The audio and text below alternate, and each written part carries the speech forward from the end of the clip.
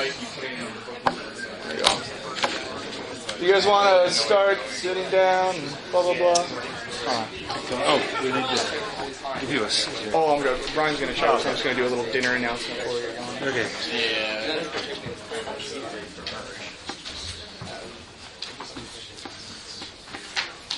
Okay, welcome to the final paper of this first day. Before we get started and Brian introduces Graham, an announcement regarding dinner. As we said before, we have a reservation at 6:30 at Duke's Corner, which is basically if you're walking from here, you go up that road to Westport.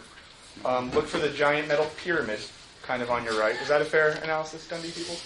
And kind of past the giant mystical metal pyramid with a Jesus fish on it. No one knows what it means. There's a place called Duke's Corner. And the deal is we booked a table for all the keynotes and everyone giving the panel papers, but there should be ample room for everyone else to be there. It's reasonably affordable. Sadly, we can't pay for anyone's dinners. Yeah, but it's reasonable. And then even if you want to grab food somewhere else or afternoon, come along and have a drink or something, hang out for a bit. If you're a beer drinker, I recommend you get a pint of the Zeitgeist Stout. Thank me later. But I'm sure people will be walking over. But so 6:30 over there, and especially if you are one of the speakers, we have a place for you to sit. And along with that, tomorrow night, I don't know who all is going to be around, but the idea has been floating around of doing a sort of informal hangout barbecue session at our colleague Reed's house, which has a nice garden. The question is, how many of you, A, will be around tomorrow night, and B, would want to go to this? Show of hands. 1, 2, 3, 4, 5, 6, 7, 8. Okay, I didn't really count, but okay, that's fair enough. That's good. Here's what we will ask then. If you want to do that, at some point tomorrow, preferably early on in the day, if you'd be willing to make a donation of like 3 to 5 pounds for the purchasing of food, and then we'll figure out buying food, cooking it, and if you just show up with the adult or children's beverage of your choice, and we'll hang out and have a relaxing post-conference session on one of the longest nights in recent memory. Time change. So that said, we'll see you all at dinner, and take it away, Brian. Okay, it only remains me to introduce one of our key speakers. Seeing as we just had 2 papers, I'm sure you already know Graham Harman to some extent, but he is the Associate Professor at the American University in Cairo. He came to prominence with his innovative work on Heidegger in books such as Tool Being, and the development of that in other works such as Guerrilla Metaphysics and the introductory work on Heidegger Explained.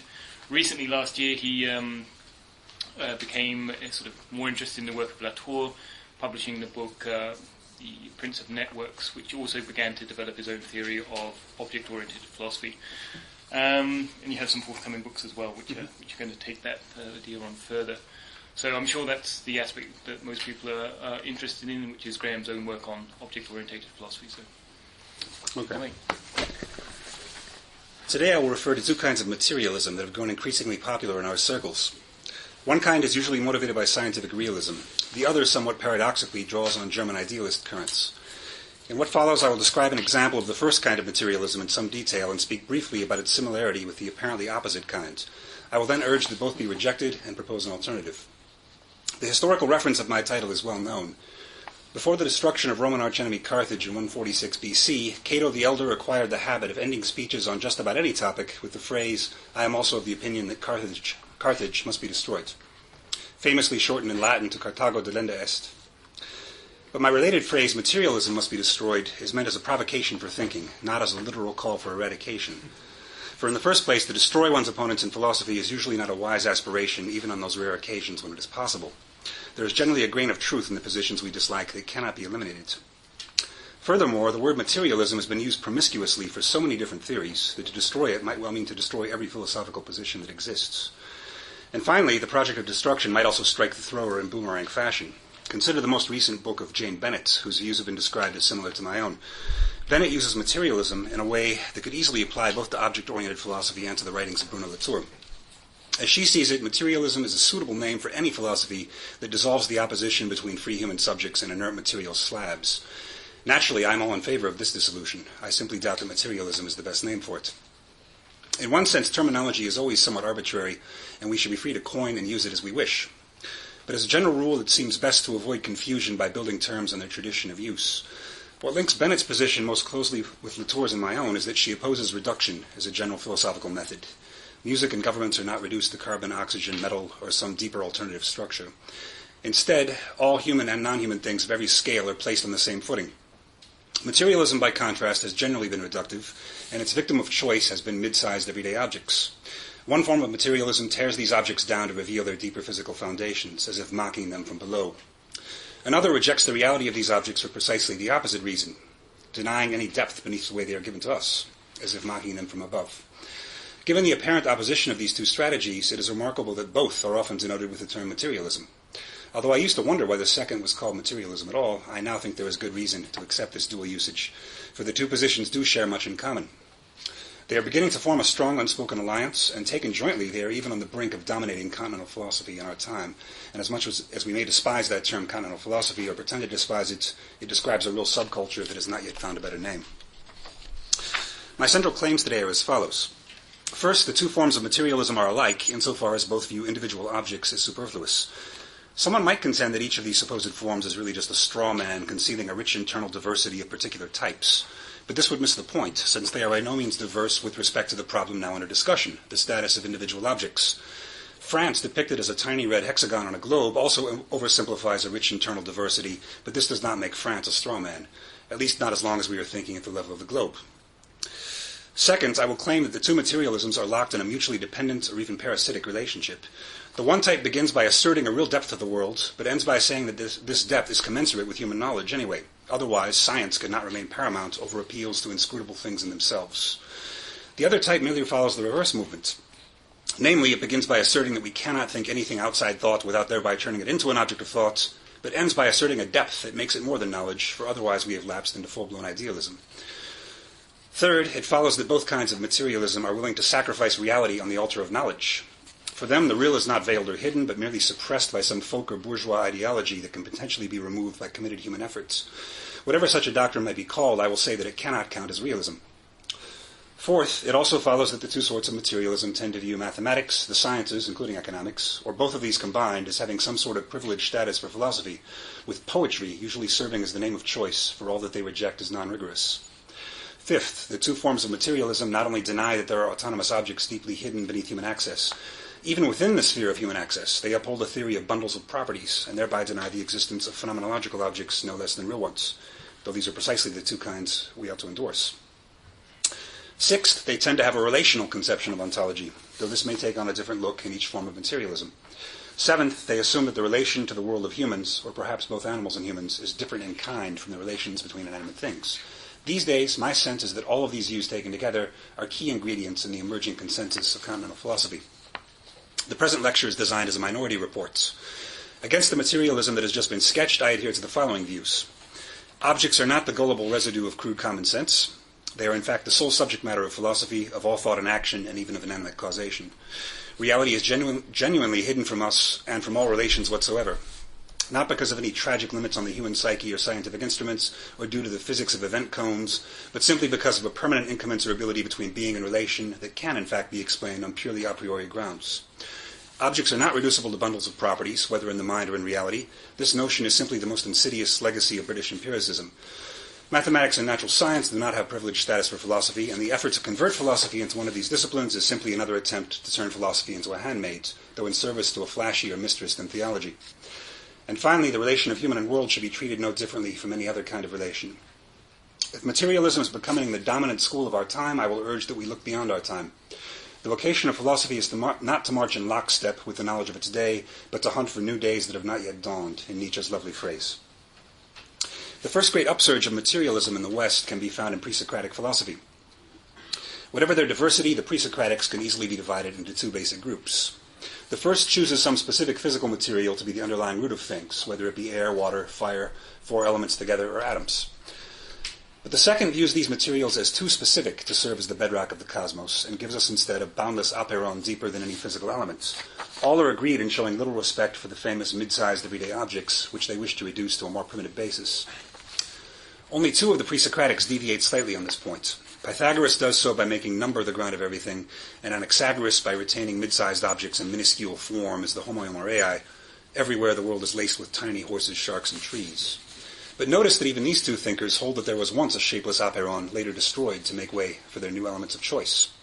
This is the original meaning of materialism. All compound and non-physical things can be reduced to a simpler physical basis. It need not be hard red billiard balls. A churning, shapeless aperon will do, and there are other alternatives as well. In any case, this form of materialism seeks to eliminate all composite and immaterial beings, unmasking them as the gullible reveries of an unphilosophical populace. It has a long and proud history of debunking numerous superstitions, has often done great service for human enlightenment, and I reject it without mocking it. But yet another form of materialism is with us today, in some respects the opposite of the first. It emerges from the German idealist tradition that it turns upside down, though without escaping it, in my view. I speak, for example, of dialectical materialism, a theory of social relations rather than of tiny components deeper than all relation. Familiar everyday things are not so much illusions as they are vulgar fetishes granted a false independent identity. As Trotsky wrote in 1939, vulgar thought operates with such concepts as capitalism, morals, freedom, workers' state, etc., as fixed abstractions, presuming that capitalism is equal to capitalism, morals is equal to morals, etc. Dialectical thinking analyzes all things and phenomena in their continuous change, while determining in the material conditions of those changes that critical limit beyond which A ceases to be a worker's state ceases to be a worker's state. The relations among all things and phenomena in their continuous change are not withdrawn into some dusky, veiled underworld for Trotsky, but are concealed from us only by ideology, which will eventually be eliminated. This type of materialism is more compatible than the first with Zizek's otherwise surprising statement that the true formula of materialism is not that there is some noumenal reality beyond our distorting perception of it. The only consistent materialist position is that the world does not exist. It is found as well in the speculative materialism of Quentin Meillassoux, who admits his great debt to Marx. Meillassoux' principle of ancestrality has been widely misunderstood. What a slip. Widely misunderstood, even by me at first. Meillassoux is not a classical realist any more than are Zizek or Badiou. Although none of these authors want to be called idealists, they are realists even less. Despite Meillassoux' valuable critique of correlationism, he has stated clearly in print that he thinks correlationism is basically right. We cannot think an unthought X without immediately turning it into an X that is thought. The correlational circle cannot be escaped, but only radicalized from within. This is materialism repackaged as a kind of immanence, with nothing lying beyond its possible accessibility to thought. There is no need for a material stratum deeper than all access, since access itself is the material stratum. The rest is mystification. In what follows, it will be useful to have shorthand names for both of these doctrines. But experience has taught me that to assign them existing names, such as scientific realism or dialectical materialism, merely stirs up distracting controversy. After all, dialectical materialism also claims to be scientific, and many scientific realists are sensitive about being lumped together with positivists. And finally, to attack the replacement of metaphysics by science is often mistaken for an attack on science itself. And the indifference to science during much of the past century of continental thought was too regrettable to deserve even a hint of endorsement. So for today at least, I will adopt a more neutral and whimsical set of terms and speak instead of ground floor and first floor materialisms. In America, we call these the first and second floors, but Egypt follows the European system of numbering them, and today I will defer to my adopted homeland. The apartment where I live in Cairo is located in a classy older building on Brazil Street in the neighborhood of Zamalek. On the ground floor of the building, one finds a powerful national bank, perhaps the real hidden basis of activity in the neighborhood. Let this bank serve as mascot for the sort of materialism that seeks to eliminate hypocrisy, alchemy, folk concepts, and deities, and trace everything back to its real underpinnings. Meanwhile, the first floor of this building houses no businesses, but only people, myself included. Each residence is equipped with a stunning terrace that overlooks the streets and provides a clear view of everything that happens there. And yet the most fascinating part of the building is neither the ground floor nor the first floor. Conveniently enough for this allegory, there is also a partly concealed mezzanine level. This cryptic intermediate zone is home to perhaps the finest art dealer in the city, the Zamalek Art Gallery. A humble sign in the entryway alerts the public that the gallery exists, but otherwise there is little to announce its presence beyond fame and rumor. By the terms of this analogy, materialism can be described as a philosophy that either goes to the bank, sits on a scenic terrace and gazes at the world, or perhaps does both on the same visit. What it misses in each case is the concealed art gallery lying directly between those two activities. But take note, I am not saying that objects are hermaphrodites transgressing the boundary between a pure physical world on one side and a pure subjective sphere on the other. This cannot be maintained after reading even 30 or 40 pages of Latour. Instead, my position is that both the bank and the terrace are art galleries as well. with 10,000 others stretching to the 9th floor and above, and infinite galleries burrowing deep into the earth. There is no ground floor, no first floor, and hence no unification of the two. It's galleries all the way down. In recent writings, I have made a number of challenges to first-floor materialism. These can be found in the long final chapter of Prince of Networks, and my closing statement on the matter will be written this summer in a forthcoming book on Measu to be published just down the road from here in Edinburgh. At times I have also written on ground-floor materialism, but it might be claimed that my attacks on the undermining of objects have been more effective against the pre-Socratic and more recent physicalist forms of materialism than against the more sophisticated positions available today. For this reason, I will speak today about ground-floor materialism in connection with James Ladyman and Don Ross, whose remarkably acerbic book, Everything Must Go, appeared with Oxford University Press in 2007. It is true that the authors are mildly indifferent to the term materialism. Furthermore, they openly deny that there is any ground floor of the world, no final level. Nonetheless, they still meet the prime criterion for ground floor materialism insofar as they undercut the everyday world of familiar objects with what they call structure. They are materialists through their dismissive attitude toward individual objects, and they live on the ground floor for the simple reason that they undermine objects rather than overmining them. That is to say, they obviously do not make the correlationist argument that everything is trapped in the circle of thought, since their whole point is to claim that knowledge does make contact with the real, even as scientific theories change. To deny this would be to defeat the whole purpose of a science-based metaphysics. Structural realism, the current to which they belong, was launched precisely in order to account for how contact with the real and the science can be preserved despite changes in scientific theory over time. Even if many past objects of scientific knowledge have vanished under the onslaught of scientific progress, a certain amount of mathematical structure is said to be preserved. The book Everything Must Go is worth considering for several reasons. First, Ladyman and Ross seem to have written as vehement a work of anti-object-oriented philosophy as could possibly be imagined, while also endorsing many claims that have a familiar ring for readers of object-oriented thought. This gives the book an interesting flavor of paradox. At first, they seem to aggressively dismiss both objects and the related topic of causation as primary philosophical themes. Nonetheless, they also claim to replace sterile desert landscapes with a rainforest, that's their term, of what they call real patterns, descending endlessly without limits. They also tacitly oppose the correlationist argument in the name of realism, just as I do explicitly. A second reason for choosing this book is that despite its 300-page length and its vast supply of footnotes and technical terms, Everything Must Go proposes a relatively simple metaphysical position. A longer treatment of the book would be worthwhile, but it is still possible to give an accurate description of its contents almost as briefly as one describes the shape and position of France on a globe. Third and finally, Ladyman has recently joined Metzinger, Churchland, Sellers, Laruelle, sometimes Badiou, on the list of heroes of the scientific nihilist wing of speculative realism, just as Latour, Zubiri, Whitehead, McLuhan, and sometimes Lingus are the frequent heroes of the object-oriented splinter of the movement. We admire science, say Ladyman and Ross, to the point of frank scientism. In this way, they adopt scientism in the same manner as other insulted groups once used impressionist, fauvist, or queer, former terms of abuse now embraced by their targets as proud slogans. Their scientism leads them to make unusually harsh remarks about some of their rivals, which they justify by saying that they care too much about philosophy to speak anything less than the painful truth. Specifically, they hold that analytic metaphysics fails to qualify as part of the enlightened pursuit of objective truth and should be discontinued. And they mock it throughout the book as neo-scholasticism.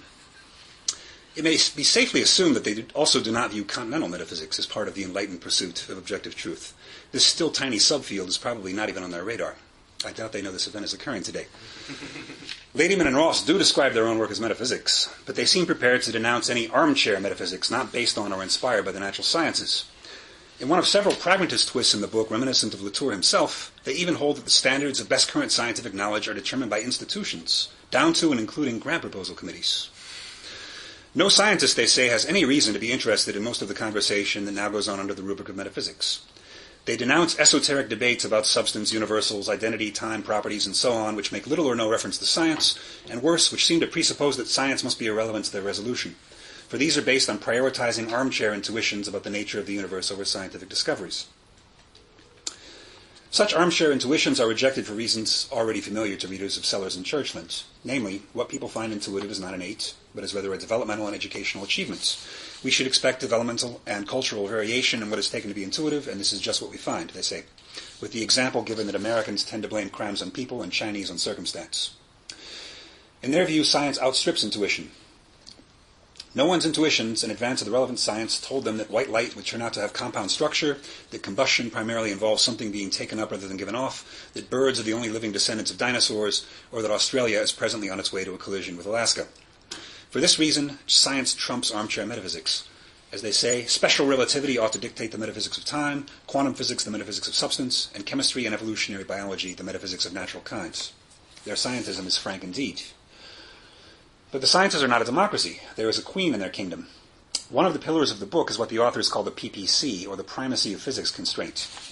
They formulate this principle as follows. Special science hypotheses that conflict with fundamental physics should be rejected for that reason alone. Fundamental physical hypotheses are not symmetrically hostages to the conclusions of the special sciences. But while endorsing naturalism, they reject the physicalism that views the world by way of a physics of objects, collisions, and forces, which they sometimes ridicule as the philosophy of A-level chemistry. It's a funny term, I admit. They even give names, finding this primitive science in such prominent neo-scholastic figures as Jaegwon Kim and David Lewis. Ladyman and Ross view the task of metaphysics as the unification of physics with the special sciences.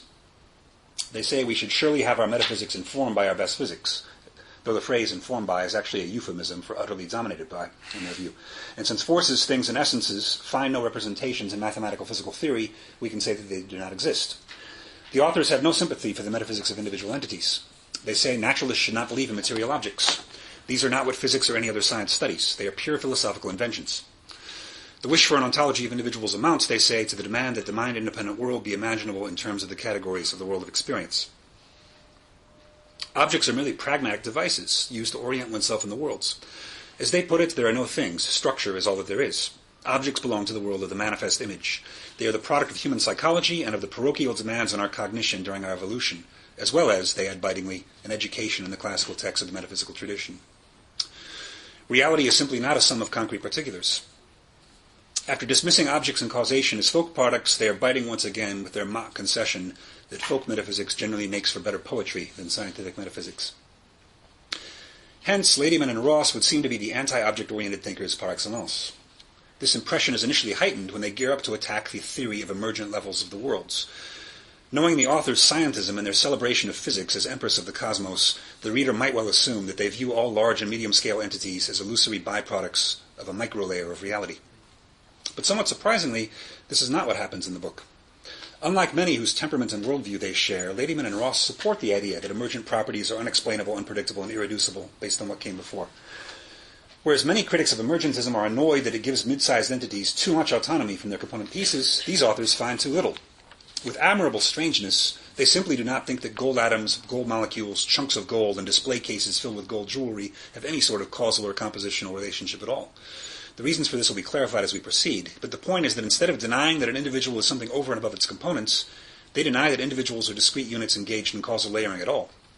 If they dislike the theory of levels of the world, this is not for the usual reason that their world has only one level, but rather because their levels have no mutual influence. To say otherwise in their view would merely amount to a folk poetry of cohesive individual things engaged in causal relations. And with this we begin to see what unusual metaphysics is served up by Ladyman and Ross, so different from other variations on scientism. First, although physics is said to have asymmetrical priority over the special sciences, these sciences are granted independence nonetheless. There are geological and chemical facts about reality, and according to the authors, there are even facts about traffic jams. Despite their complaints about poetry, they indulge at one point in their very own quasi-poetic Latour litany, which is Ian Bogost's blogosphere term for the long list of concrete things favored by object-oriented philosophers. Just listen to this list. The sciences do not lead a whole parade of special science objects into metaphysical purgatory. Prices, neurons, peptides, gold, and Napoleon are all real patterns, existing in the same sense as quarks, bosons, and the weak force. This passage might easily have come from one of my own books. The authors even boast that they allow for a rainforest of realities, a breath of fresh air in comparison with the usual appeals to Occam's razor and Quine's desert landscapes. The world is swarming with real patterns, some undiscovered and some of them literally impossible to uncover. It follows that an infinity of still unknown sciences lies in our future, each of them dedicated to types of patterns not yet known. And this is perhaps the most surprising aspect of their book. At first, their scientific program and generally abrasive tone makes Ladyman and Ross look like aggressive, annihilating bullies of the stereotypical sort, roaming the streets in their leather structuralist realist jackets on a Friday night, roughing up poets and neo-scholastic with brass knuckles and switchblades.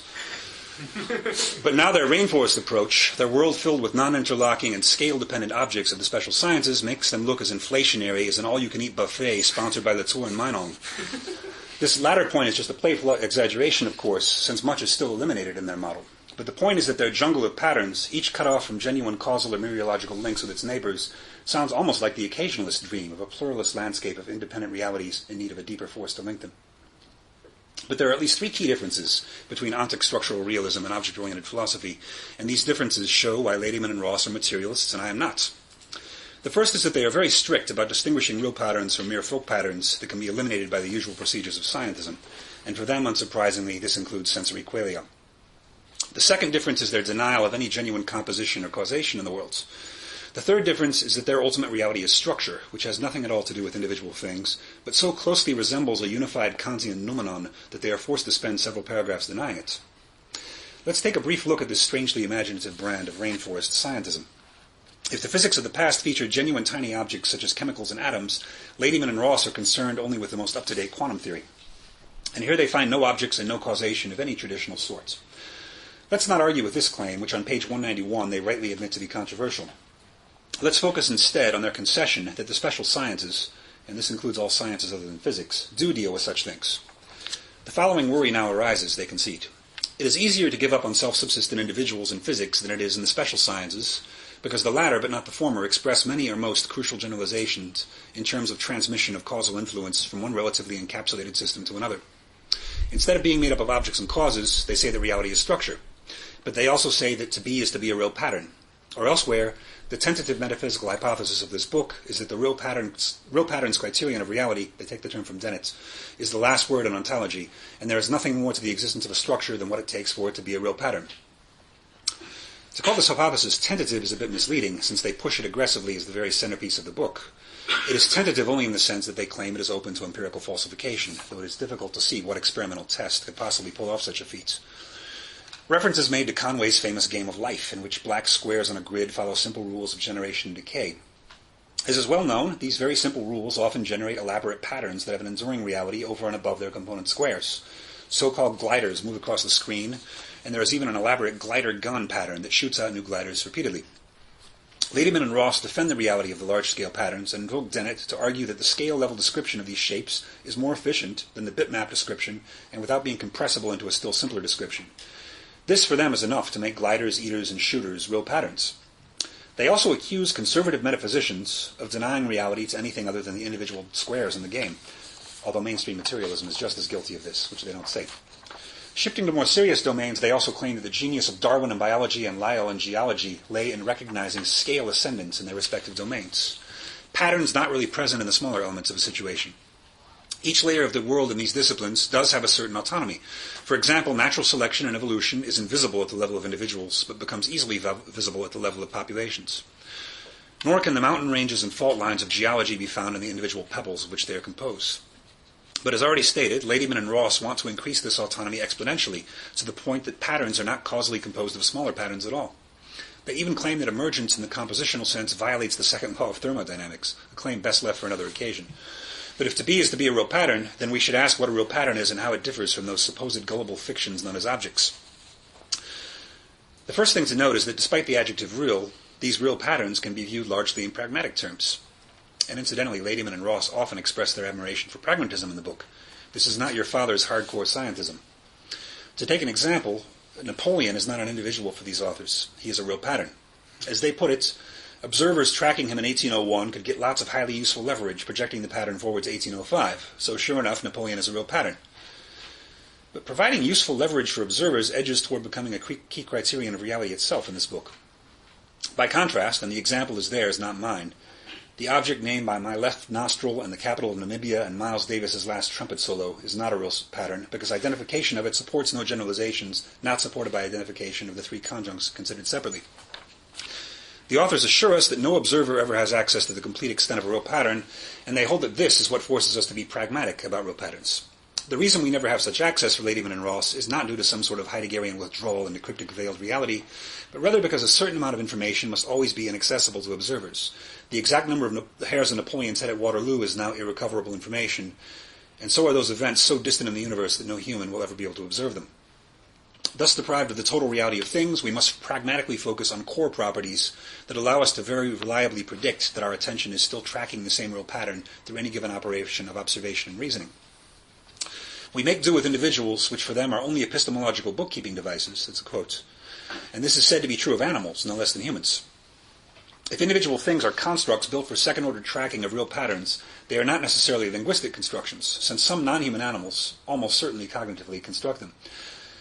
However, they add, all questions about the relationship between real patterns and the individuals that feature in special sciences concern individuals constructed by people. But as for real patterns, there are real patterns all the way down, they say. To repeat, everything that exists is a real pattern, but there are two kinds of them: representational real patterns and extra-representational real patterns. The latter are those which are not second order with respect to any other real pattern. And as the authors put it, the overwhelming majority of real patterns that people talk directly about are representational. Restated in Kantian terminology, quote, "This is the not very exciting idea but true point at the heart of the exciting but false idea that people think only about phenomena while what really exists are noumena," unquote. For as they put it, people can think and communicate about extra-representational real patterns but don't usually try to. Scientists often try and succeed in so thinking and communicating. The real can be known, but through formalization rather than natural language. When discussing the famous example of Eddington's two tables, the table encountered practically in the material table of physics, their view is that the scientific table is the one that doesn't exist. And they are proud of how their metaphysics is able to handle this specific case. They say it is an advantage of our view that it makes it possible to understand how both the scientific image and the common sense image can capture real patterns. The everyday table is probably a real pattern. Strictly speaking, there is no scientific table at all, because there is no single candidate aggregate of real microscopic patterns that is best suited to be the reductive base of the everyday table. Moreover, we deny that everyday or special science real patterns must be mereological compositions of physical real patterns. And finally, the only difference between physics and the special sciences is that fundamental physics discovers something of a kind that special sciences don't, and we call this kind of something a universal real pattern, which applies to all other patterns. Too much exposition easily becomes dull. But before putting an end to the current dose of it, we also need to touch on the thoroughly relational character of this new scientism. For after defending the role of institutions in establishing scientific truth and speaking in praise of networks, Ladyman and Ross have a third Latourian moment by identifying their metaphysics as a form of relationism. Real patterns not only do not exist as autonomous causal agents, they do not exist independently of their context at all. This theme recurs throughout their book.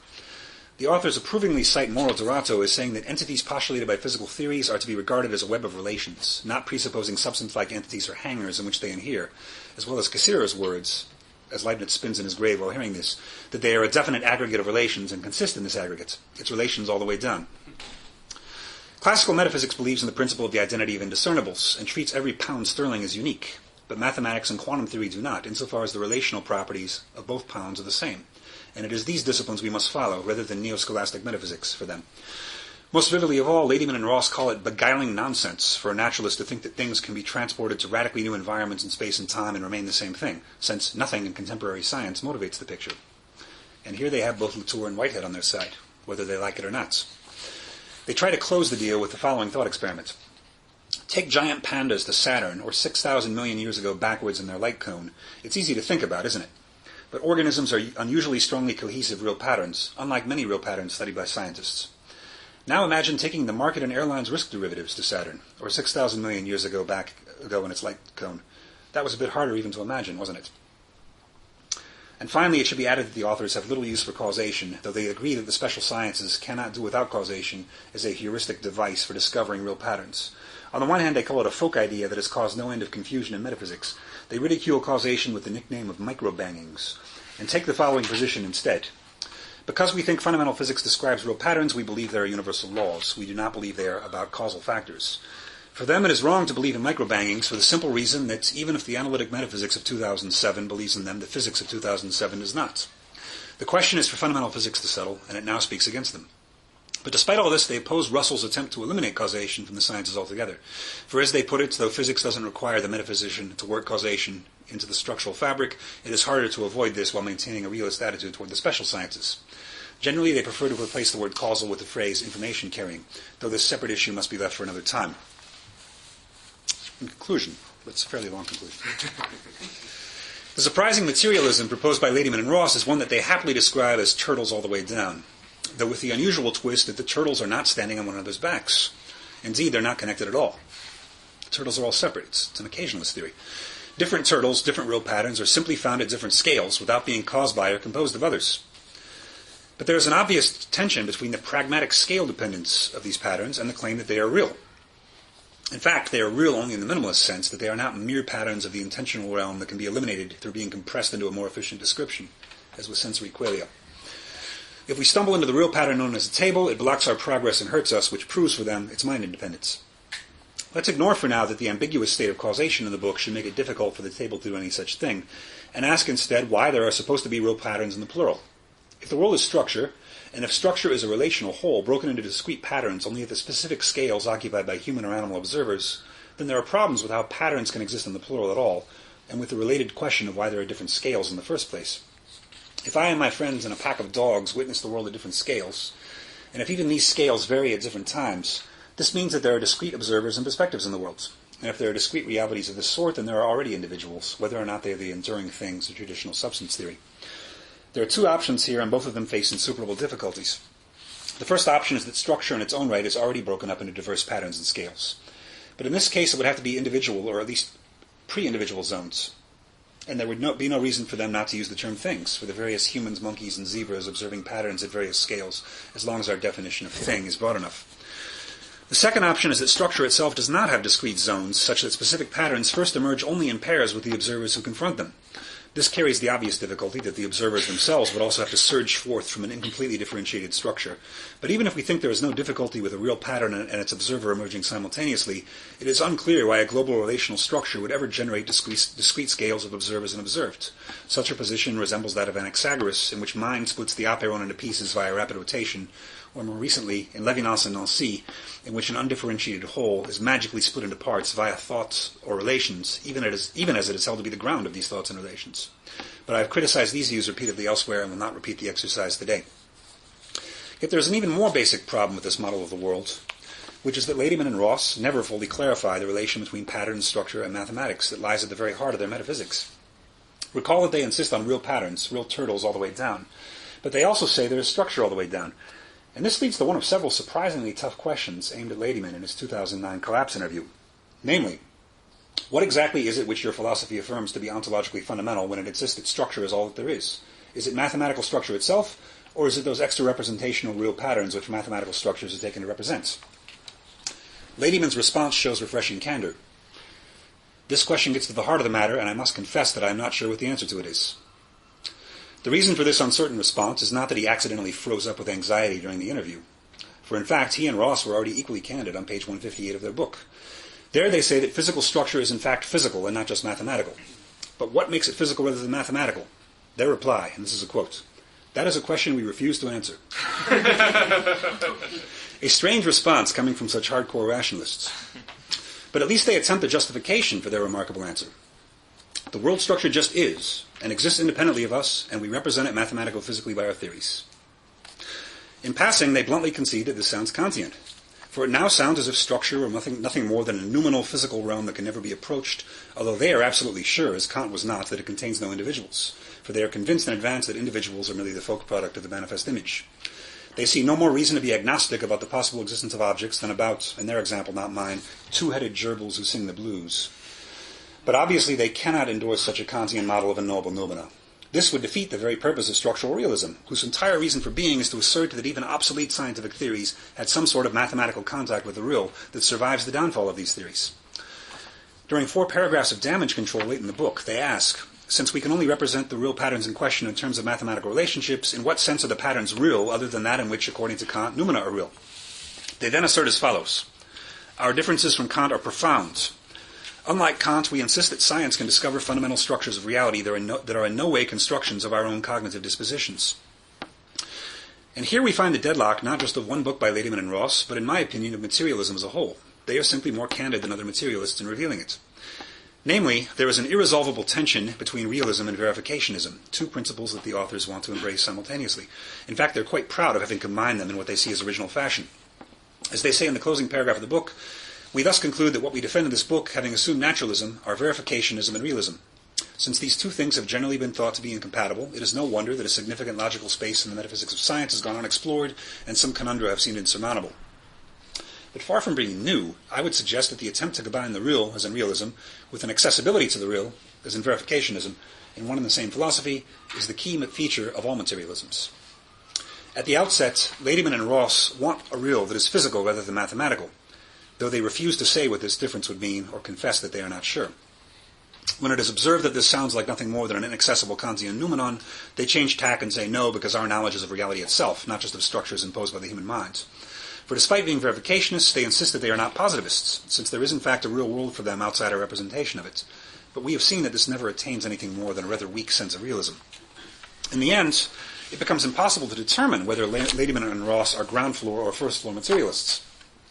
From one side, they look more like neo-Fichteans, or first floor, than Kantian, or ground floor, when they edge toward the notion that the real is what can be mathematized, with the unpersuasive caveat that some information is irretrievably disconnected from us, such as the number of Napoleon's hairs or the interior of black holes. But from another angle, when they shy away from the consequences of this mathematization of the universe and its markedly anti-realist tone, they veer toward Kant and posit a physical structure beneath the mathematical one, all while refusing, and not just forgetting, but actually refusing, even to say what the difference is. It would be as if I were to say, I refuse to say what the difference is between real and sensual objects. There just is a difference. Thus, the world of Ladyman and Ross is made up of two zones that mutually implode into one another. The first is the luminous mathematical district of the known and knowable. Such knowledge may never be final in their view, but it does always have some significant contact with the real, thanks to its mathematical core, which endures into next-generation scientific theories. But this cannot be the whole story, or we would have a purely mathematized universe, which he seems to shy away from in the collapse interview. And that is why a non-mathematical real is posited to add bulk and gravitas to what would otherwise be unmitigated idealism.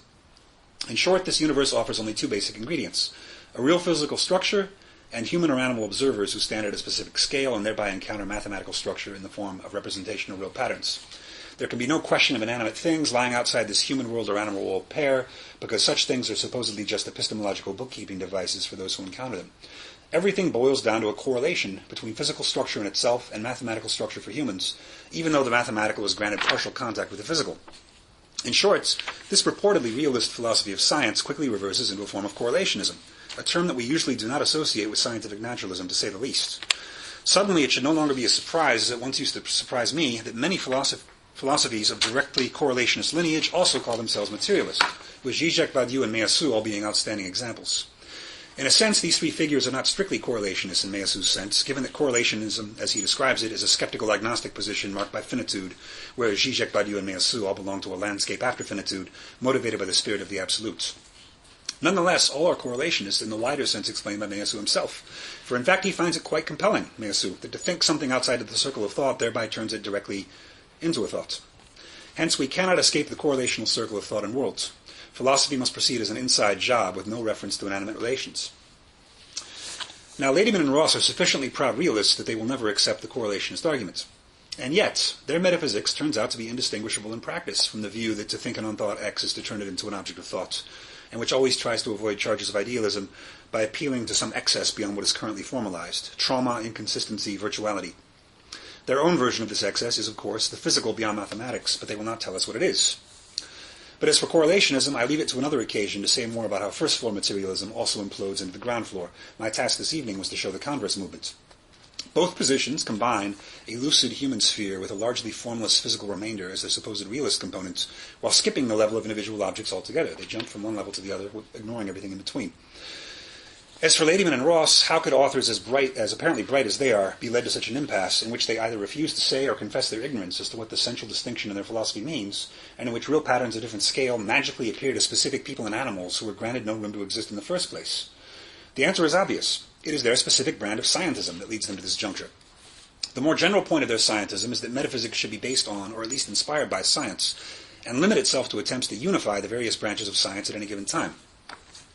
Their more specific point is that quantum theory does not allow for individual things, and hence metaphysics must not allow them either. This latter point is easily outflanked by noting that this is by no means the universal interpretation of quantum theory, and if experimental results have not yet proven this metaphysics, its dubious consequences certainly might. But as concerns the more general point, why exactly is it the mission of philosophy to limp along after the science of its time? Why? It is not clear why philosophers should prematurely unify their own speculations on space, time, and substance with those of a quantum theory and relativity that are not yet even unified with each other. In fact, there is little evidence that the scientists even want us to limp along after them. Einstein profited much from his studies of Kant, as did Bohr from Kierkegaard's. Relativity was proposed by Leibniz from an armchair, not a laboratory. A related moment from the collapse interview comes when Ladyman is asked about physicist Carlo Rovelli's statement that, if a new synthesis is to be reached, I believe that philosophical thinking will be once more one of its ingredients. As a physicist involved in this effort, I wish that philosophers who are interested in the scientific conceptions of the world would not confine themselves to commenting on and polishing the present fragmentary theories, but would take the risk of trying to look ahead. Ladyman fires back with the weakest answer in an otherwise lucid interview. He says that some philosophers have the capacity to work at the cutting edge of physics or theoretical biology, and have done so, and of course should continue to do so. But this simply dodges the point. Ravelli was not asking us to work at the cutting edge of these sciences, but to work beyond the cutting edge of these sciences. Yet Ladyman cannot even conceive of this possibility, since he assumes from the start that metaphysics operating independently of present-day science is merely armchair philosophy. Let's not forget that the word armchair is no argument in itself. It is a clever verbal weapon, but really no better than if I were to refer to the Ladyman-Ross position as Bunsen-burner realism. Their claim that philosophical intuitions are invalid, since what is intuitive changes historically and geographically, is a red herring, and relies on the ambiguous meaning of a priori as both prior to experience and necessary. For instance, the fact that Heidegger's tool analysis may not seem intuitively plausible to the great Chinese philosophers of 2750 AD by no means entails that Zuhannenheit must be subjected to empirical tests today. There's plenty of a priori work to be done in philosophy, and plenty of rigor to be found in the war of competing a priori intuitions. The problem with the author's philosophy stems less from any failure to unify the scientific facts of the present day than from its insufficiently imaginative a priori deliberations. And here I have a specific a priori reflection to offer, one that was neither conceived of nor written in an armchair. We have seen that Ladyman and Ross are not sure whether extra-representational real patterns are made of the same mathematical stuff as knowledge, or whether they exist in some other non-mathematical physical fashion whose difference from the mathematical they are unable to specify. Yet in either case, they are sure that real patterns are not individuals, but rather are part of a relational or contextual structure. For them, nothing makes sense when taken out of a context. Certainly not airlines, risk derivatives markets, but finally not even pandas, to use their examples. A pattern for these authors is a bundle of relations, no less than a bundle of qualities. The expected objection that there can be no relations without relata is quickly dismissed by them as an old-fashioned gimmick in the eye-rolling spirit of, here we go again. And yet the authors must tacitly concede that our knowledge of specific subject matter is never exhaustive at any given moment. Science changes and advances. This difference between representational and extra-representational real patterns is, of course, the key to their whole philosophical position, since it is the only thing that allows them to maintain realism against an idealism that would hold that whatever we think in any given moment is always true. Our knowledge of the planet Neptune is surely incomplete, and they would surely admit it, and hence our current mathematization of that planet is at best a translation of the real pattern Neptune itself, even if certain mathematical aspects of our current translation will survive into any future understanding of the planet. In short, the real pattern Neptune is nothing more than our or anyone else's relation to it. This means that a distinction between relation and relata is already accepted by them at this level. But once representation is taken out of the picture and we move to the realm beyond representation, we supposedly find in their eyes that Neptune belongs to a giant relational structure rather than being a discrete individual. In other words, although Neptune is not allowed to be dissolved into observers' relations with it in order to preserve scientific realism, Neptune itself is supposedly dissolved into the relational structure of the worlds, having no status as an individual except when viewed by an observer from a specific scale. Representation is granted the almost magical power to create distortions by making things falsely discrete. This reawakens the mystery of how a continuum of relational structure without individual zones would differ from a monism of whole without parts. There's the further mystery of why such structure would fragment into specific parts for an observing entity anyway, and the related riddle of why such an observer would be distinct enough from the rest of the structure to have a specific standpoint to begin with. Moreover, the clearest example offered by Ladyman and Ross in defense of relationism does not do the work it is supposed to do. I refer to their claim that the market for airlines risk derivatives cannot even be imagined as situated 6 billion years ago earlier in its light cone, so dependent is this market on its relational context. But this claim, I hold, is based on a typically ambiguous use of the word relations, one that is often found in arguments of this type. After all, to move this market 6 billion years back in time would amount to moving it to a place where the Earth itself does not exist, much less airlines, the insurance industry, or a populace willing to invest in exotic financial markets. No one would claim that the derivatives market could exist under those conditions. But neither would anyone claim that the panda could be moved back 6 billion years ago if its body parts were left behind in the present. But if we try a less radical experiment and simply imagine the panda and the derivatives market on a day-to-day basis in our own time, we can see that their context is constantly shifting, without the panda or the market thereby being destroyed. New investors appear and purchase and discard shares in the markets. The supply of bamboo waxes and wanes. Governments rise and fall. The weather changes. Hairs fall from the head of Wellington's heirs. Babies are born and elderly sages perish. All these occurrences are, of course, part of the context of both the panda and the derivatives markets, yet it would be purely arbitrary to say that each of these changes automatically alters the panda and the markets. Assuming that the market is as real as the panda, as the Ladyman-Ross rainforest certainly allows, It must be robust enough to endure at least a limited number of external shocks, or it would not differ from anything else in the first place. These occurrences might be called the foreign relations of the markets, and it is clearly independent of most of these relations, even if a small number of them are able to change or destroy it. But these must be distinguished from what I would call the constituent domestic relations of the markets, which instantly vanish when we move a thing to a situation where its own pieces are stipulated not to exist. It is not a valid objection, in other words, to say that Heidegger's ready-to-hand hammer cannot be non-relational, given that the hammer itself is pieced together from various relations. For there is an asymmetry between these two kinds of relations, between the relations a thing needs in order to arise, and those relations it has with the outer worlds. And the thing exists precisely in between those two kinds of relations. Whatever I am as an object, I am more dependent on my brain and kidneys than on Dundee or the Obama administration, barring adoption of a gratuitously extreme relationist metaphysics. But the wider philosophical point is this. There is not just a difference between Neptune and our current scientific knowledge of Neptune. There is also an absolute difference between Neptune and its context. Uranus and Pluto do not drink Neptune to the bottom of the glass any more than we do. There are two key problems of materialism as described in this lecture. First, it allows for no genuine plurality in its model of the real. And second, its concept of reality is insufficiently deep. Let's take these points briefly in order to close. Perhaps I can persuade everyone in the room that the ancient Greek Apeiron model of the real is hopelessly abstract. If the world itself were really just a monolithic lump, it is impossible to see why there would be myriad separate appearances for an observer, especially since that same observer should have been melted into the lump along with the rest of the cosmos. And this is precisely why no one openly embraces the Apeiron as a model of the real anymore, with the possible exception of brave young Levinas in De l'existence à l'existant. Instead, we meet with more sophisticated models of a real world without full-blown individuals. These models invariably try to have it both ways, blending the continuous with the discrete by initial fiat alone. Consider Simondon's pre-individual, which displays both aspects at once, or Delanda's references to a heterogeneous yet continuous realm. Consider, too, the structure of Ladyman and Ross, which is a total relational context, but one that is also supposedly gifted with a multitude of real patterns that have extra-mental existence. But this strife between the continuous and the discretes cannot be resolved simply by positing a magical underground kingdom where cake is both eaten and preserved. It is a genuine paradox, as seen from the tortuous labors of Aristotle's physics on up to today's quest for the elusive quantum gravity. The underworld is either pluralistic and made of chunks, or it is a continuum. Any philosophy must account for both of these aspects of the world in some way, but not by programming both into the game in advance as a sort of cheat codes. We must build up to a resolution of this problem, not adopt the affectation of claiming that the puzzle of continuous and discrete is an easily dismissed pseudo-problem. And since all will agree that the idea of a monolithic world lump magically reversing into a plurality of appearances is incoherent, this leaves us only with the option that the world in itself is many. Contra Ladyman and Ross, it swarms with individuals. And since it would be strange to hold that these individuals meet up only in our minds, we need to reopen the theme of causation between inanimate things as a key philosophical topic for our time. Objects are not a gullible fetish resulting from a sad obsession with the manifest image. Instead, they are needed in philosophy given the futility and inaccuracy of all other options. My second major complaint about materialism is that its sense of the real is insufficiently deep. By being made commensurate in principle with knowledge, the real survives merely as a phantom, an alibi of a principle that knows how to speak only one line: I am not an idealist. It's the table, or as Latour says, we are here, what you eat is not dust. It's the table on which one bangs one's knee, proving itself to be more than a dream. It's the physical structure that differs from mathematics in ways that cannot be revealed or even comprehended. It's the virtual God that may appear one day without reason to redeem the actual dead. It's the formerly excluded multiple erupting to shake up the boring state of the situation.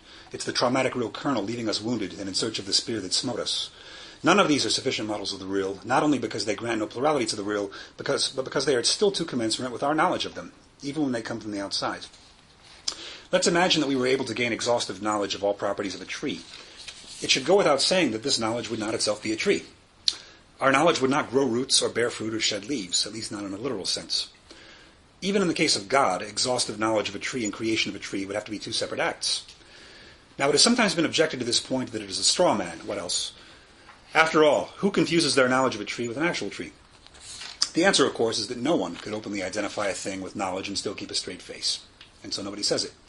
The point is not that people defend this view openly, which they do not, but rather that their other views entail it, leading to a proof by reductio ad absurdum.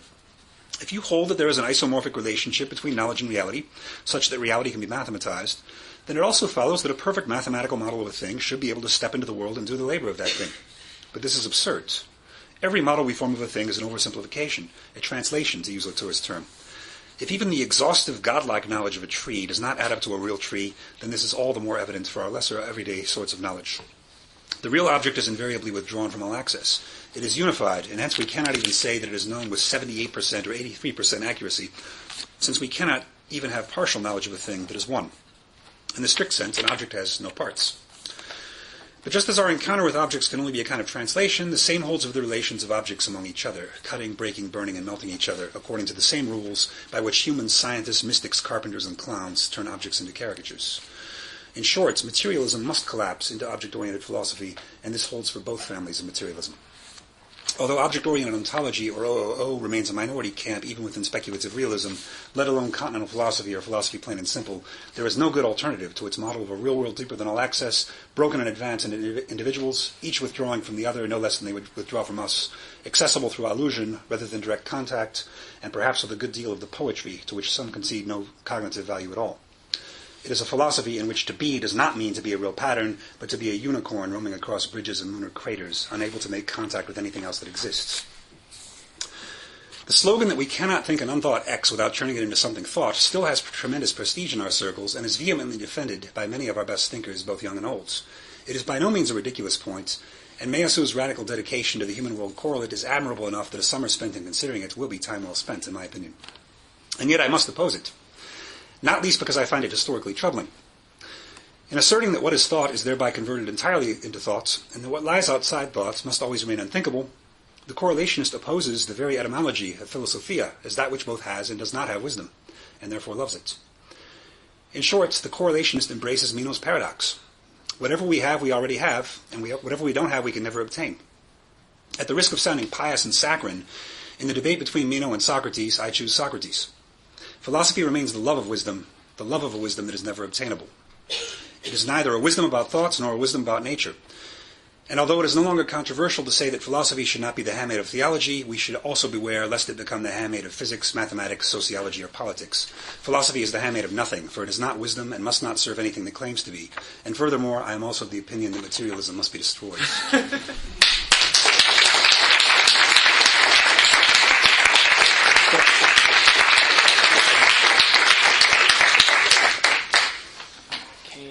Couple of moments, and I'll open the floor up to questions. Right, anyone have any immediate questions? Go for it. A couple just clarificatory points first.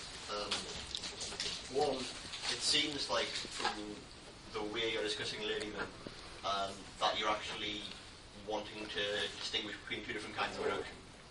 So a kind of reduction which is specific to certain forms of scientific naturalism, which isn't endorsed by Layman, and the kind of reduction of Apiron and the more general reduction of objects to any kind of philosophical principle, rather than the reduction of some level of scientific explanation to another. That's the difference between them and the other people that I've called ground floor materialists because they're not reductionists. They don't think things aren't made out of parts, and so you can't reduce them out of the real parts. That's right. So the ground floor materialists, the kind of reduction that's there, we could talk about two different kinds. Yes, I'll concede that. Secondly, surely, the positions that you're identifying with materialism seem to be precisely those that identify realism and verification, as far as you were. So, well, I just didn't catch that. Sorry. The positions that you're identifying with materialism seem to be picked out by certain epistemological characteristics rather than any specific metaphysical characteristics that specifically do with their conception of the relation between science and the real. And it strikes me that actually a better way of identifying materialism would be to talk about a particular metaphysical characteristic. Which one? I.e., manifestation as substratum. Like being, it seems that what identifies materialism properly, leaving Zizek and Gurdjieff and whatnot aside, is that things are composed of matter. Regardless of what we conceive that matter to be, we don't have to identify it as atoms or whatever. Okay. But the important point is that we think things have a substratum. Okay. Right? And it seems that can be posed independently of any particular epistemological considerations with regard to the relation between science in the realm. Substratum or superstratum, because I'm also calling the other side materialists. The ones like Mansur, who's obviously not a materialist in the other sense, he calls himself a speculative materialist nonetheless, because it's a reduction upward, it's a final level upward rather than downward. Well, I would just say it seems like it's just not materialism. If you're not interested in a substratum in the kind of Aristotelian sense. That was my usual sense of the term. I always wondered why he called himself a materialist, and then, while writing this paper for the first time, I thought, actually, he is. If you look at materialism this other way. But yes, I think you could still make the case that it's a strange choice of term for him, or even for Zizek, when he says materialism means that the world does not exist. Yeah. But does this mean that there could be a proper metaphysical materialism dependent on this notion of substratum, which was entirely independent of these epistemological problems evinced by the two forms of materialism you're talking about? I'm still not convinced that I was doing it epistemologically, but I would say yes to your question. Because, for example, in their case, they don't think there's a final layer of real pattern, but they still think structure is the final layer. Structure is deeper than sensory qualia, for example. And so, yeah, they do. In a way, they do think there's a substratum. They just don't think it's a final layer of tiny particles. So it is more sophisticated than the old sorts of materialism. Yeah. Yeah. Well, I was just trying to say, could there be forms of materialism, metaphysical materialism, which existed outside of the opposition you put forward? I don't see how, because I still don't think my criterion was epistemological. Well, it seemed like you, in both cases, the problems which emerge are problems to do with the relation between our knowledge of things and things, which seem to be problems to do with the epistemological basis of the two different positions, rather than anything specific about what they say the structure of reality is. All right. It seems to be it's the epistemological conditions under which they develop their metaphysics, which ultimately cause the metaphysics to fall over, but nothing about what I would claim to be the central metaphysical thesis of materialism, which is things are manifested in some kind of substratum. Right. I'm trying to wonder if that's just an accident of the people I happen to choose. Can we think of any? It could be. Are there any materialisms where the opposition has nothing to do at all with knowledge and reality? I'm sure there are. I'm not thinking. I mean, my candidate is Deleuze. I'd say Deleuze is a classic example. I see what you're getting at. Yeah. Oh, that's possible. Yeah. Everything exists in some form of substratum, but it's got nothing to do with some prior epistemological criteria. That's actually an excellent point. Now that I see who you were aiming at, yeah, I could see that. I could see him being called a materialist, but not fitting into this frame. Exactly. Yeah. Mm-hmm. Yeah. Okay, Peter, your question? Thanks very much, Graham. I think I always have to ask you. Same. If not the same question, at least this a question at least twice before I can follow your answer. So I think I've asked you this already, but it's provoked by your example of the derivatives market, not 6 billion years ago, but right now, or into towards the future as they are. Like what? So what would a non-relational account of a share?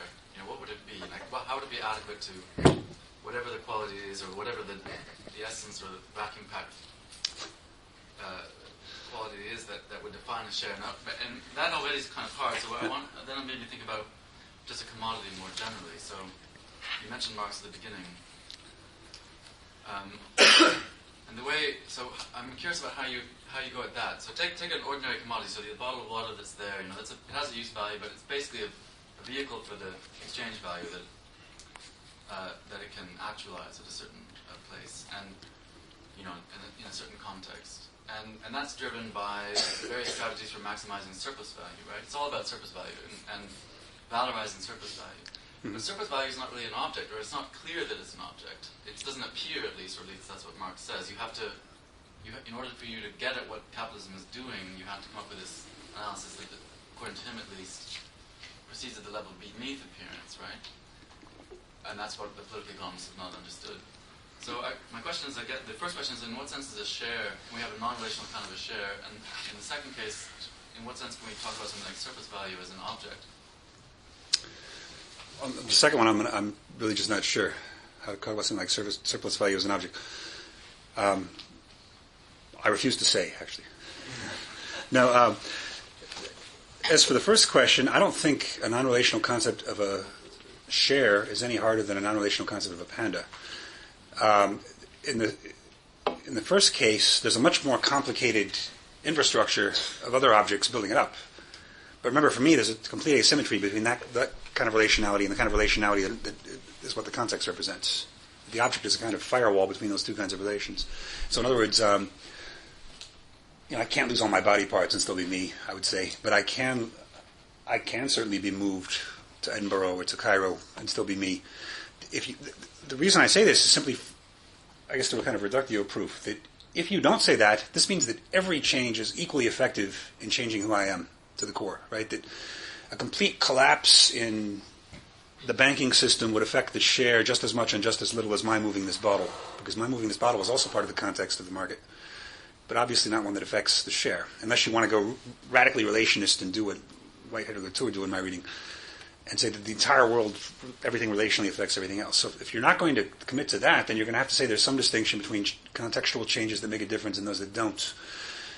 And the share in itself would just be whatever you get when you subtract all the context in which it is or might be. Same for the panda. Now also, in terms of the thing's components, I would also say that a thing is not entirely dependent on its components, because a thing can also survive some changes within its own components. I mean, your cells are changing all the time. I wouldn't say this changes who you are. So there's also some protection downward from a thing being able to withstand certain changes in its interior relations. Whereas upward, I would say there's a total subtractability from that. I mean, obviously, yes, if you took me away from oxygen, I would die. But then it would be I who am dying, right? There is an I that dies. And it's not the I in this room that dies. It's the I in the oxygenless world that dies. So you're conceding that there's an I outside the oxygen, if you say that. You still look perplexed. And I know we've been going at this for about 3 years since the first speculative realism talk. Let me ask if there's a change in... Because I think the work of relation does that. Relation relates terms. It doesn't relate bundles. It relates... So in the case of share, you have a buyer and a seller. There's a transaction. There's a relation. And there's something that's being sold. The idea that you insist on the fact that a share or a unit of currency or a commodity doesn't mean anything outside of the relation of buying and selling, for example. It doesn't mean that buying and selling doesn't deal with objects, doesn't deal with things that are being bought and sold, or things that are abstract like labor power or forms of value. I guess my question is, in someone like Marx, there's a big difference between, say, water that you drink because you're thirsty and that has a use, and that you could talk about it, I imagine in your terms, quite comfortably as a kind of object, and thinking about water as a commodity, for example. And my question is, are there some kinds of objects, for example, commodities, I think there'll be others, where it would be very difficult if you were to really abstract the relations, not just the ones that you think of as trivial, like moving things on your desk, but the actual relations that determine the commodity in its value, for example. If you abstract that, you're not left with anything. It's not like there's a residual thing like the actual water, the use value, that would remain. There would be nothing. And that's what capitalism works like this. Okay, well then that would follow from that every tiny change in the market changes it into a different commodity. And would you really want to go that far? Would you want to say that every time the price of this fluctuates by 1/10 of a cent on the market, it's automatically a different commodity? Because that's what you'd be committed, that absolute form of relation, isn't that? I agree with you that water as a commodity can be an object. I thought you were going to say no at first, but now it sounds like you are saying that water as a commodity is an object, but it's an object that constituted by relations. Is that... All commodities are constituted by relations. In a way that water, qua physical object, is not. Right, well, there are different kinds of relations. Yeah, you can imagine that as a commodity, you can imagine contexts in which water would not be a commodity at all, easily. In fact, that was the case until people started putting it in bottles and selling it, or doing the equivalent at municipal level or whatever. Right. But in many places, it's not a commodity. And for Marx, there are many, many things that are not commodities. But capitalism tendentially turns everything into a commodity, including material experiences, etc. Right. I'm actually not hearing that much of a difference between us on this question. Maybe I'm wrong, but what I'm hearing is, because for me, water as a physical object is meteorologically composed of molecules and so on. And I say water as a commodity, the same thing, and that might emerge historically at a certain point. I don't see water as a commodity as being defined by relations in the relationist metaphysics sense that it's completely defined by its current effects on everything in its environment now, because even the water as a commodity is robust enough that it can withstand certain fluctuations in its exact status as a commodity, right? Unless you want to go so far as to say that water is a different commodity every time, I move the papers and now water is a different commodity, and if hair falls off my head, water is now a different commodity. Unless you want to go that far, it does have some robustness. I would see its composition out of the consumers and capital and all these things as being no different from the composition through molecules in the case of the physical water. Well, it's robust in relation to the relations that affect it as a commodity. So you're moving your hair around doesn't affect it. Oh, I would agree. I would agree that some changes can destroy it as a commodity. Yeah, sure. And this sounds like a variation of the old chess piece dispute that I never actually answered, I must admit. Yeah. I'm still waiting. Yeah. Sorry. Okay. I'm starting to Point of information question. go for it, Boston. It's very, very quick. If you had a certain set of relations, let's say 112, and then that changed to 110, that would be very different than it changing from 112 relations to 10, right? Now, you seem to be saying that, for example, in the case of a commodity, that every change is equivalent. But in terms of relations, you can draw distinctions, for example, in terms of number or intensity, which doesn't make every change the same. Am I just completely misunderstanding the point you're making against Peter there? I agree with what you just said. I'm trying to struggle to see whether that works against my response to Peter. Yes, of course. Yeah, not every relation changes the thing equally, and I would say that's precisely because some of them are compositionally a part of that thing in a way that the external relations are not. And of course, it's not just a question of number. As you say, it's also a question of intensity. So if you know what's the average, we all supposedly know between 400 and 600 people. Is that it? Some sociologists have studied this. It's a finite number. And of course, the death of 2 of those can be devastating in a way that the death of 100 might not be, depending on who they are.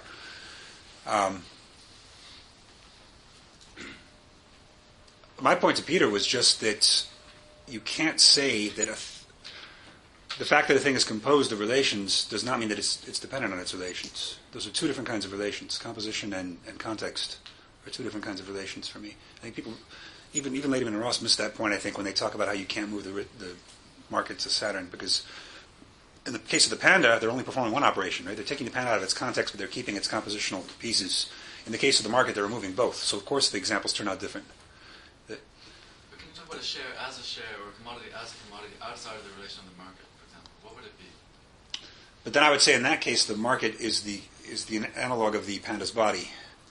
It's the market is itself what constitutes the share. But you can still move that share into slightly different contexts within the market, and it's still the same share, right?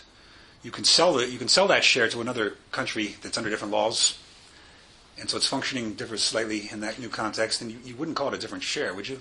Just because there might be legal barriers to its manipulation in Egypt that there are in the United States or something like this, it would still be the same share, I think. It's just that it's working in a new context now. Right. Is it okay if I move things on a bit, because we've got a few questions backed up now. Reed, you were next? Yeah, I appreciate the discontent you have for both this kind of ground floor and first floor sense of materialism, but I'm kind of I'm wondering if there's like another sense of materialism that's being missed in this account, and I'm not going the same direction Pete was going, because like coming from Marx. Certainly there's a tradition that you criticize here, like this kind of dialectical materialism, which I would also, I think those are right criticisms. But I mean, Marxism is certainly a tradition that's done more damage to its founder than pretty much any, as much as any at least. And I don't think you see that kind of crude ontology in Marx himself. I think materialism in Marx functions in a much different way. It's not kind of a metaphysical doctrine or an epistemological doctrine. It's a kind of metaphilosophical doctrine. The point of materialism is that philosophical discourse must have an eye towards the material conditions that allow it to exist. This isn't to say that ontology, the content of what we're doing as philosophers, is subordinate to political conditions or anything like that. It's just saying, as philosophers participating in this practice, there's a certain set of conditions that allow us to do this. And we're either complicit in maintaining those conditions, or we're involved in changing them, or we're indifferent. Which really amounts to complicity. So the question is really more of whether or not we're active as a discipline or as a practice in changing those conditions. There are other conditions that can allow the same sort of thing to go on. So I wonder, like, what your opinion on that sense. It's not really a metaphysical doctrine at all. Does this have any bearing on your... You're right, that would be exempt from this critique, because Okay. this critique was only trying to deal with that other kind. Yeah, I have no objection to that kind of materialism. Okay. I mean, certainly there's a certain kind of ontology that's derived from Marx in this regard. I don't know if that's legitimate or not. Sure. Sorry, I was just curious. Yeah.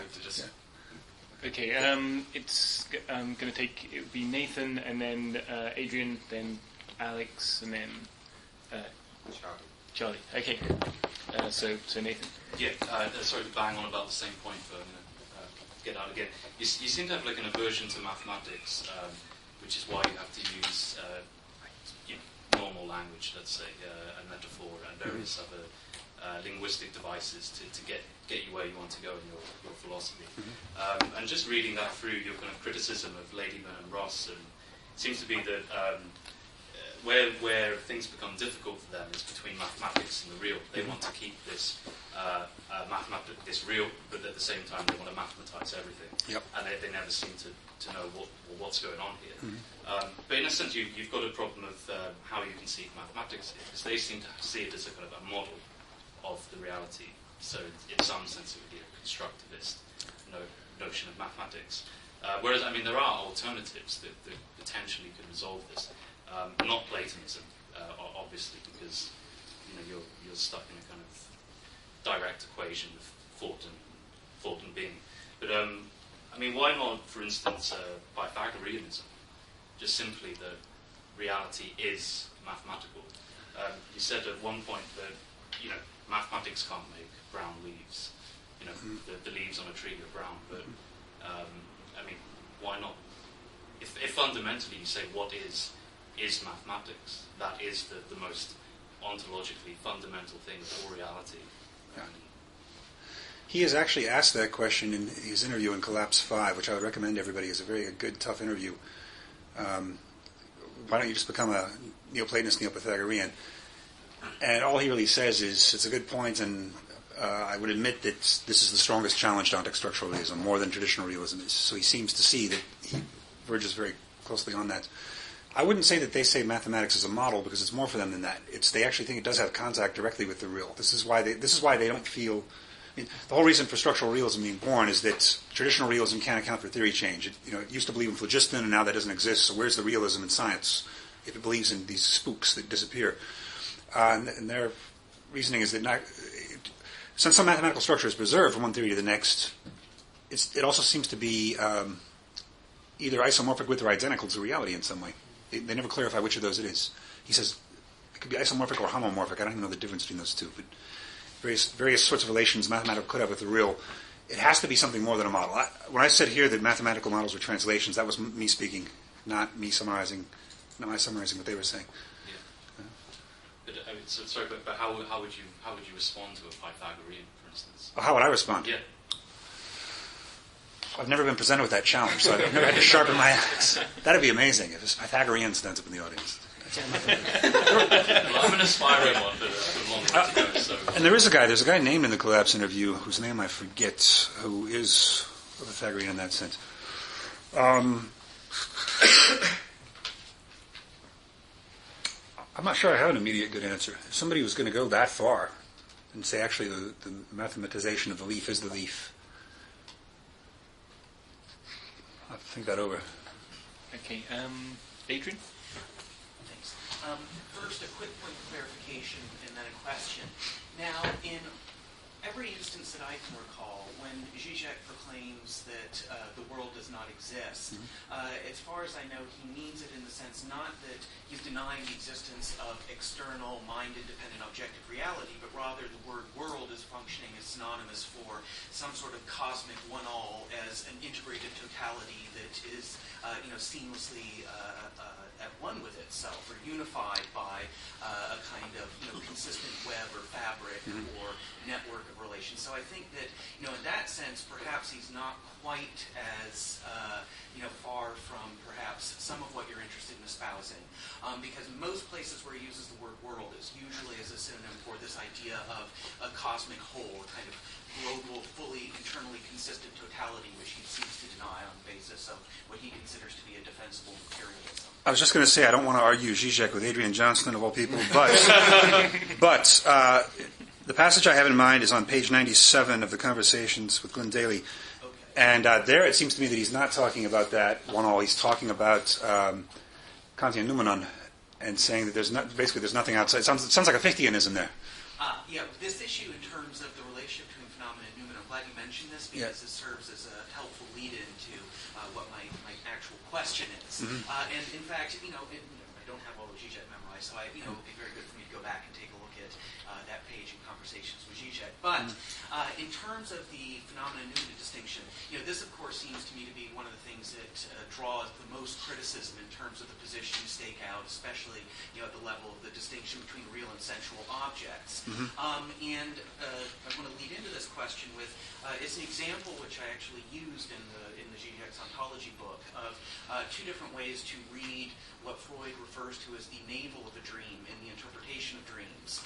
And one way, which is the more common one, which I think is actually wrong, is the idea that there is something there in the manifest fabric of the dream text that can be dealt with interpretively that is receives, withdraws, that is very much these interpretations tend to describe the navel along the lines in which it sounds that you describe, or the sort of language you use to illustrate what you have in mind by the real object that's vacuum sealed, right? And I think that interpretation is wrong because what Freud indicates is that what makes the navel of the dream appear as a blank, as a sort of point of opacity in the interpretations that can be constructed by the analyst, is not that it's something which receives, which basically turns in upon itself and hence moves beyond the interpretive grasp of the analyst as based upon there being connections or relations that can be interpreted, but rather that the problem is there are so many connections between the navel and all of the other parts of the dream text that it overloads the analyst's interpretive capacity by presenting an excess rather than a deficit of relations to be dealt with. And one thing I've wondered with your work is, why not take that approach and say, well, the reason why you would want to talk about an object that can't be exhausted by a particular set of interactions or a set of relations would be that at least potentially there's an inexhaustible number of relations it can enter into, and that at any moment of its actualization in terms of a network of relations, that's never going to present all of what could be the case in terms of what could happen to that object, what that object could do, what sort of connections that object could have with others, so that you have a sense of the real object, but not as a withdrawn noumenon, but rather just as something which has such an excessive superabundance of possible relations, and then you don't have to appeal to this idea of this withdrawn vacuum-packed X, that generates all these problems that, of course, for Zizek, one reason we can't go back to the Kantian noumenon phenomenon distinction is that he does think that all of the criticisms that Kant's contemporaries and immediate successors level against that create just insurmountable problems for the Kantian version of that distinction, which I won't recapitulate, but of course motivates what he's saying on page 97 that you're quoting from as well. Okay, I guess the reason I would not go in that direction is because what is it that holds together all these possibilities? I know people often think, that's such a naive classical thing to say. There has to be something holding together, bundling together all these things. But even if you were to add up all the possible relations to a thing, that's not going to give you the thing, because first of all, there has to be something holding those together. Also, all the possible relations there are to me are different from all the possible relations there are to you, which implies that there's something there beyond those relations that's there. And if it's not something fully expressed in my current surroundings now, if there's something to me that's not currently manifesting itself, unexpressed property, unexpressed reality, it has to be something like a noumenal. All that I don't like about noumenal is, first of all, the idea that you can't say anything about it. I think you can elusively say things indirectly about it. Also, the fact that parts of the noumenon for Kant are never, you can never prove that they act against each other. It could just be a lump, or it could be many things. He's not sure. What I was going to say, what I was going to say is, you started to talk about. No. I'm sorry. Go ahead. You go first. What I was going to say, I don't know if this is directly relevant to your point, but oftentimes people will try to claim that there's already a sufficient sense of the real in thinkers where I don't think there's a sufficient sense of the real. And the way they do it is always by saying, well, of course I know there's some residue that's not thematized. An example would be this recent tendency in phenomenology to say, well, phenomenologists aren't idealists because the world is given to us. It's passive. We're not constituting it. It still doesn't matter, because first of all, it's still a question of human and world. It's still a correlate. And second of all, what about parts of the world interacting with each other? Why is it always a matter of this one relation between human and worlds? So it's not realist enough for me when Marion says things are given. That's not realism. The phenomenology isn't idealism, unfortunately. And with Zizek, I never get any sense. What's a Zizekian physics? What would that be like? Because how could parts of the real traumatic kernel interact with each other without humans having any access to it in Zizek? I don't see any way for that to work. Well, this could be related to Peter's question. I won't go into it. Okay. There are other people waiting to ask. But when he starts talking about Lacan's register theory in relation to 12 things like capital or what have you, and here you have the idea in the Marxist tradition of, I think, many things that you actually see in terms of what I think could be recognized as object-oriented in terms of the autonomous relations between entities that are not mediated directly by humans or by consciousness or by phenomenal access. That I think would be interesting to look at. But I should shut up so that you can move on. Oh, very interesting. Okay, so we're going to take two more questions, and we might go slightly over time, but not by more than about 5 minutes or so. So it's Alex first. This kind of relates to Peter's point a minute ago. It seemed... So the idea about the water was that there's this extra thing added to the water when it becomes a commodity, right? And so when it's extracted from the spring and bottled and given a price and someone buys it, there is something more added to it. So there is some kind of like causality between different objects that cause that change. At what point does one object become another object? At what point do you individuate these particular objects? For example, if we say a tree is coming into flower, every second that tree is existing, do we have a different, separate, discrete object? Or do we have the tree as a whole just moving in a kind of becoming fashion? But how would we relate that ecologically to, for example, the grass that the tree surrounds that also depends? Essentially, I'm asking you the question of individuation. How do you individuate an object? And related to that is like, there are obviously objects, particularly in speculative physics, in the physics of 1,000 years from now, that we don't have any idea that even exist. Right. So it's a question, one, of individuation, and two, like, future objects. Like, does that not depend on human perception to say, there is this object, let's call it blah, which was like, year 3000's main concept of physics. Dark matter would be a good example of this. Yeah, for the first part of your question, all these questions about when the tree becomes a different tree based on flowering and growing, these are the sorts of things that they're always debating in Mariology and analytic metaphysics, and there are different schools about this. My own feeling about it is that a thing becomes a different thing, not just when it's perceived differently, but when it has actual new real qualities. And also, so in other words, not being measured by its effects. Not that a tree is real because it has different, not that a tree has changed because it has different effects on other things, because that sounds too much like the early Latour's theory that a thing is only its effects. Because if you do that, then there's nothing left of the thing once you subtract its effects. There has to be something there over and above the effects, and the same tree has to be able to have different effects depending on who's in the vicinity. I think there's both a metaphysical and an epistemological question here. The metaphysical question is, how do you define what a sufficient number of changes is to make the thing different? The other question would be epistemological, or methodological rather. How do we go around looking for these cases? How do we recognize such a case when we see it? And it seems to me that this is what all forms of human knowledge do. It seems to me that all forms of human knowledge go hunting for objects. They go hunting for what are the real things in this situation that make a difference, and not just surface variations. The example that's been on my mind for the last year or so is the McCain Victory Coalition. What is the status of the McCain Victory Coalition? It obviously never came into play. Did it exist in some sense, even though it never was used? And my guess is that probably it did in some sense exist. It was there. It just wasn't capitalized on. So that's a long-winded way of saying that these are difficult problems. That I'm not. But I think you can't just define a thing's individuality by the effects it has on the outsides, because any individual thing can have multiple effects on the outside world. So there has to be some internal principle. Is a tree in November the same tree as a tree in April?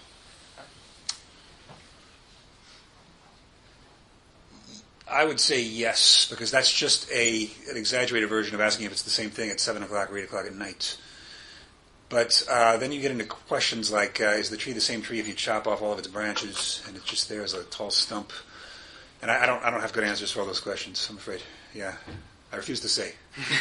That's going to be my standard response now to any question I want. Great. I refuse to answer. Okay, so final question, Charlie? Yeah, it's slightly related to that.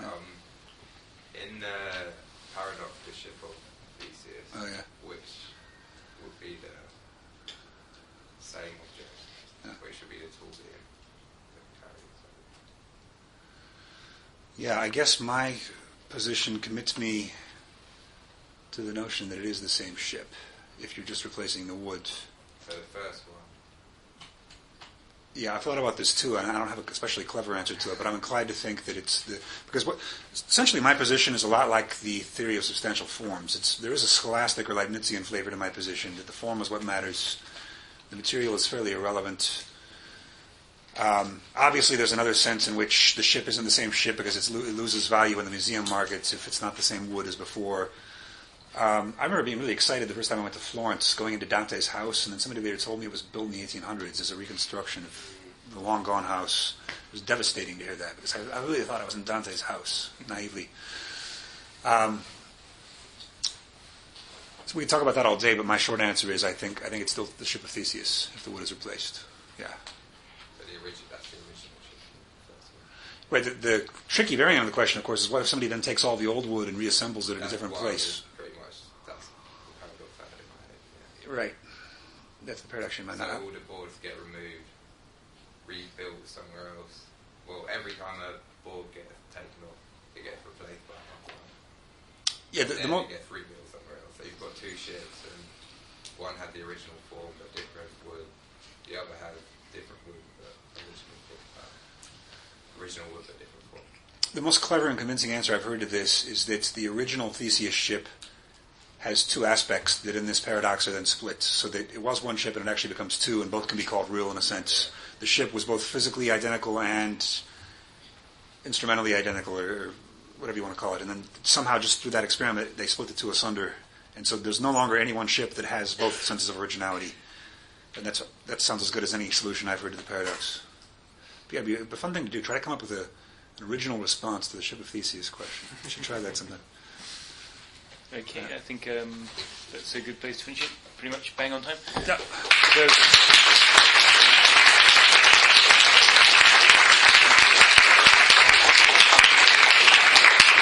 okay, it only remains for me to say that we begin tomorrow morning at 10 o'clock.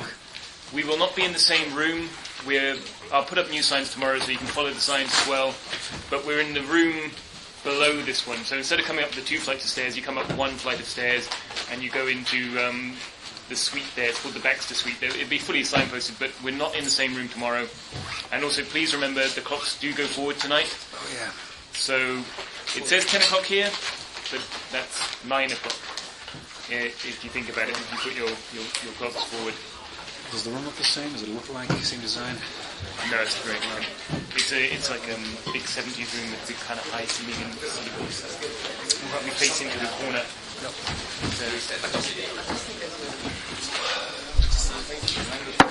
Yeah. I like going right before dinner. You just go off and enjoy yourself. Oh, yeah. Thanks, man. That was really, really great. Yeah, it's great.